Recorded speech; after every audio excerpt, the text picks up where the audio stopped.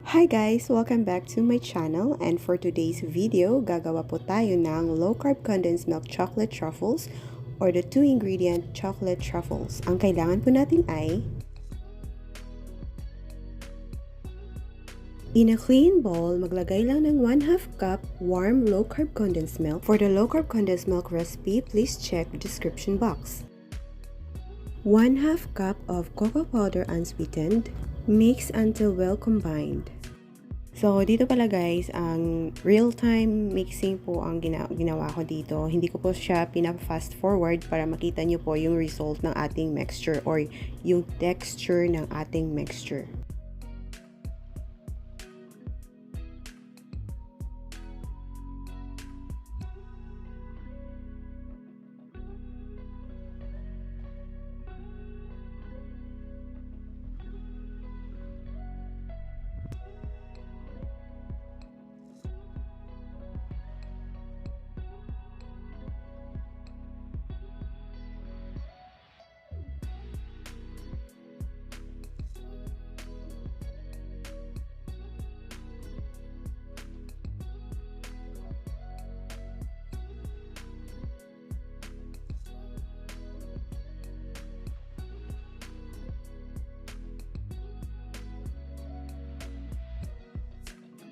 So, ayan. After mixing, ito po yung result ng ating mixture. Basa-basa pa po siya. So, I decided to add 1/4 cup of cocoa powder unsweetened. Total of 3/4 cup of cocoa powder unsweetened yung nagamit natin lahat. At i-mix lang natin siya hanggang mag-smooth at mag-combine yung ating mixture.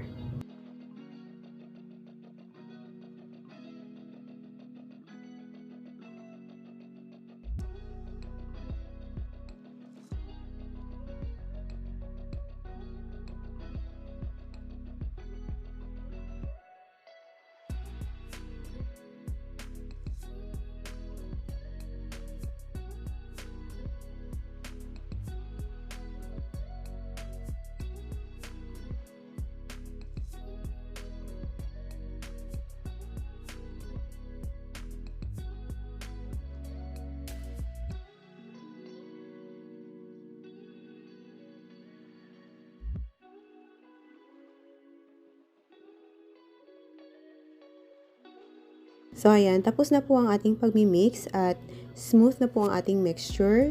So, this time, pwede nyo na po siyang ilagay sa chiller ng 30 minutes bago natin siya i-mold into balls. Sa video na ito, guys, ay hindi ko pa pala siya i-chill ng 30 minutes. I directly form it into balls. So, we will see if what will happen to our chocolate truffles.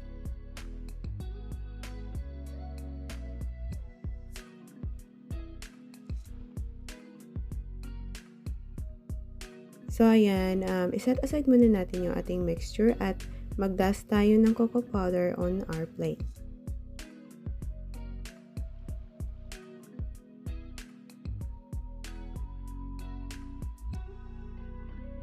At mag-scoop tayo ng around 1 tablespoon of our mixture and form it into circle or balls.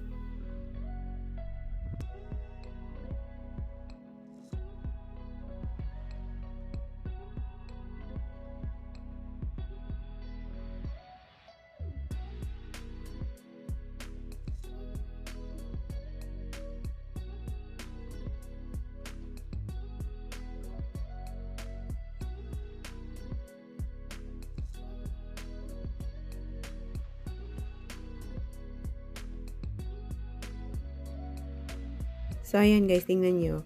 So, ganun po ang mangyayari pag hindi natin siya ilagay sa chiller. Kaya kailangan po talaga natin siyang ilagay muna sa chiller bago natin siya i-form into balls. So, ito na po ang ating finished product. So, galing po yan siya sa chiller. So, inabsorb po niya yung ating cocoa powder. Kaya, I decided to dust or i-roll again sa ating cocoa powder. But this is optional guys.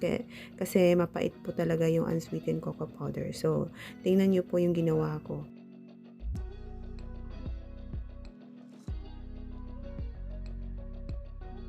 Alright, so ito na po ang ating pinaka-finished product. So, nakagawa po pala ako dito ng 11 pieces, pwede nyo po siyang gawin ng 12 pieces. So, ayan, tikiman time. Ito pala guys, na-roll ko ulit siya sa ating cocoa powder, kagaya nung nakita nyo sa isang clip. Optional lamang po yun guys, kasi inabsorb yung cocoa powder ng ating mixture, kasi hindi ko po siya i-chilled. So, this one, galing po siya sa chiller at no-roll ko lang siya or dinust ko lang siya uli ng cocoa powder. At tingnan nyo, napaka-soft and smooth. So, this is, honest review sa ating taste test.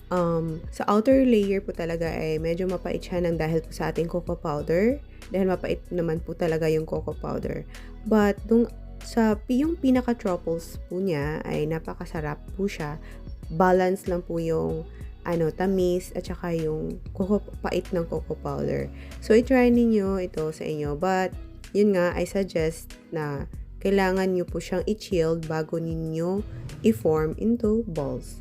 Alright, so thank you guys for watching. Sa hindi pa po nakapag-subscribe, please subscribe to my channel and don't forget to hit the bell button at para ma-notify po kayo whenever I release a new video. Pasensya na kayo kung minsan lang po akong nag-upload ng video. Medyo busy lang po talaga ako.